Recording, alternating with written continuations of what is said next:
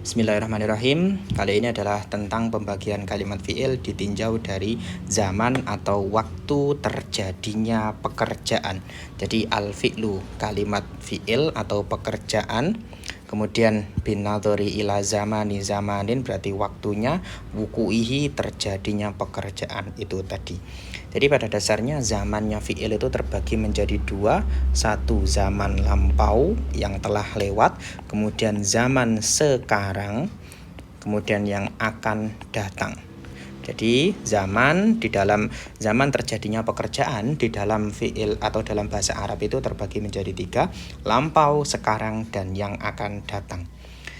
Nah, pembagian kalimat fi'il ditinjau dari zaman atau waktu terjadinya pekerjaan terbagi menjadi tiga macam. Satu fi'il madhi, dua fi'il mudhari', dan tiga adalah fi'il amar. Fi'il madhi adalah madalla ala maknan muqtarinin bizaman al-madhi. Jadi sebuah kalimat fi'il yang menunjukkan pada makna dirinya sendiri, artinya makna pekerjaan, muqtarinin bizaman al-madhi, dan disertai dengan zaman yang telah lampau. Jadi fi'il madhi itu kalimat, jadi secara terjemahnya kalimat yang menunjukkan arti pekerjaan dan disertai dengan zaman. Sedangkan dalam fi'il mudhari' definisinya adalah madalla ala maknan fi nafsihi, kalimat yang menunjukkan arti pekerjaan, muqtarinin bizamanin yahtamilu al-hala wal istiqbala, dan disertai dengan zaman yang antara zaman sekarang, hal itu bermakna sekarang, artinya bisa zaman sekarang, wal istiqbal, dan zaman yang akan datang. Artinya dalam fi'il mudhari' ini berzaman bisa menunjukkan antara menunjukkan zaman sekarang atau menunjukkan zaman yang akan datang. Nah, sedangkan dalam fi'il amar adalah madalla ala tolabin. Jadi kalimat fi'il yang menunjukkan arti tolab. Tolab itu artinya adalah meminta. Tolab madalla ala tolabi wuku'il fi'li. Jadi meminta dilakukan suatu pekerjaan, meminta dilakukan pekerjaan, sehingga artinya adalah memerintah. Maka fi'il amar itu adalah kalimat yang menunjukkan arti perintah minal fa'il al-mukhatab, dari orang kedua, bighairi lamil amri, dengan tanpa disertai lam amar.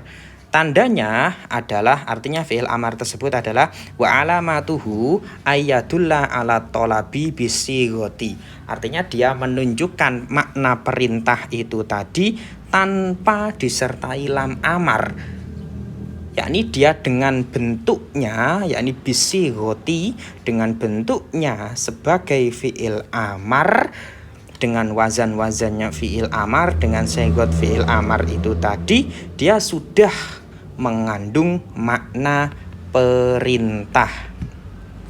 Berbeda dengan fi'il mudhari', ketika misalkan fi'il mudhari' di situ dimasuki oleh lam amar, misalkan yaf'ulu, ya, ada fi'il mudhari' yaf'ulu, kemudian dimasuki oleh lam amar li yaf'ul, sehingga lam yang awalnya berharakat dhamma ini diganti dengan sukun li yaf'ul. Ini mengandung makna perintah di sini karena dimasuki oleh lam amar. Jadi makna perintahnya muncul dari lam amar yang memasukinya. Nah, sedangkan fi'il amar dia tidak ada lam amarnya, bi ghairi lamil amri, tanpa adanya lam amar, yakni dengan bentuknya sendiri, bisighati, dengan segot fi'il amarnya, dia sudah mengandung atau menunjukkan makna perintah atau tolabi wuku'il fi'li, meminta dilakukannya pekerjaan. Nah, jadi kalam.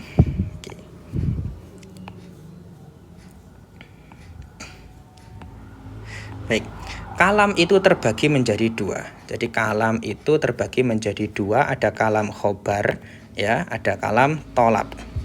Nah, kalau kalam khobar itu adalah kabar saja, artinya yang mungkin benar atau mungkin salah, sebuah informasi yang disampaikan begitu saja, sehingga informasi selayaknya sebagai informasi berita, dia adalah mungkin benar, mungkin salah. Bisa Anda percaya, bisa tidak Anda percaya, karena kabar atau informasi itu mungkin benar dan mungkin salah. Nah, berikutnya yang kedua adalah ada namanya kalam tolab. Nah, kalam tolab di sini adalah meminta orang lain untuk melakukan atau meninggalkan suatu pekerjaan. Kalau meminta untuk melakukan berarti amar, yang artinya adalah perintah, ya. Kalau meminta untuk meninggalkan berarti nahi, yang artinya adalah mencegah atau melarang, ya, atau melarang melakukan suatu pekerjaan. Lah, dalam kelompok kalimat fi'il itu ada namanya fi'il madhi dan fi'il mudhari'. Kedua kalimat fi'il ini adalah termasuk khobar, jadi kalam khobar, karena dia berarti sebuah kabar, berita, informasi saja. Sedangkan untuk fi'il amar dan fi'il nahi, di mana itu bermakna perintah, mencegah ataupun melarang, maka dia termasuk dalam kelompok tolab, yang artinya meminta, melakukan atau meninggalkan pekerjaan dari orang kedua. Artinya yang diminta itu adalah orang kedua. Oke, berikutnya. Nah, ini yang terpenting dari kalimat fi'il, dilalatul fi'il. Jadi kalimat fi'il secara dilalah, ketika suatu kata diucapkan, maka pendengar hanya akan memahami satu makna. Seharusnya seperti itu. Artinya ketika suatu kata diucapkan, seharusnya pendengar hanya akan memahami satu makna. Contoh misalkan ketika saya ucapkan kolamun, maka sebagai pendengar dia akan berpikir tentang pena itu, ya, sebuah pena, alat tulis itu. Nah, atau misalkan saya katakan saburotun, ya, seharusnya seorang pendengar dia hanya akan berpikir tentang papan tulis yang digunakan untuk menulis itu, dan lain-lain. Nah, untuk kalimat fi'il dilalatul fi'li, maksudnya begini, jadi kolamun itu hanya menunjukkan satu makna benda pena ini tadi, saburatun juga menunjukkan satu makna benda papan tulis tadi. Nah, sedangkan kalimat fi'il, satu kata dalam kalimat fi'il itu menunjukkan dua makna, sehingga ini dilalatul fi'li itu ada dua. Yang pertama hadas dan yang kedua zaman. Hadas itu adalah keadaan, ya, kejadian. Jadi kejadian. Dilalatul fi'li yang pertama adalah hadas, yang berarti kejadian. Artinya dia menunjukkan suatu kejadian, baik itu berupa pekerjaan, ya, ataupun berupa keadaan. Ya, karena kalimat fi'il tidak semuanya menunjukkan pekerjaan. Ada kalimat fi'il misalkan syabi'ah, ya, syabi'ah yang maknanya adalah kenyang. Nah, kenyang ini adalah kalimat fi'il, tapi dia bukan makna pekerjaan, karena kenyang itu bukan pekerjaan, tapi adalah sebuah keadaan. Saya kenyang, saya lapar, saya haus, dan lain-lain. Nah, yang jelas kejadian hadas, ya, ini mencakup antara bermakna pekerjaan ataupun keadaan. Nah, dilalah yang kedua adalah menunjukkan arti zaman atau waktu terjadinya pekerjaan itu tadi, antara lampau atau sekarang atau akan datang, atau yang akan datang. Nah, jadi ketika kalian membaca sebuah kalimat fi'il, maka di situ kalian akan berpikir tentang dua makna. Satu, makna kejadian atau makna pekerjaan atau makna keadaan yang dikandung kalimat fi'il tadi, dan yang kedua adalah makna zaman. Fi'il tadi terjadi di zaman apa? Apakah madhi, apakah sekarang, apakah mustakbal. Jadi khusus untuk kalimat fi'il itu memiliki dua dilalah atau menunjukkan dua makna. Beda dengan kalimat isim, beda dengan kalimat kalimat huruf. Nah, terkait dengan kalimat fi'il, ada yang berzaman lampau, sekarang, atau akan datang. Kalimat fi'il tadi terbagi menjadi tiga macam, antara madhi, mudhari', dan amar. Kalau fi'il madhi jelas dia berzaman lampau. Jadi fi'il madhi itu berzaman lampau. Kalau fi'il mudhari' itu dia berzaman sekarang, dan dia kebanyakan fi'il mudhari' itu berzaman sekarang bila tidak bersamaan lafat-lafat yang membuatnya dia berzaman akan datang. Atau fi'il mudhari' juga bisa berzaman akan datang apabila misalkan dia bersamaan dengan sa. sayaqulus sufaha bersamaan dengan sin atau bersamaan dengan saufa, kalla saufa ta'lamun, ya, dan seterusnya. Nah, kemudian untuk fiil amar sendiri, kalau fiil amar itu adalah kalimat fiil yang menunjukkan arti perintah.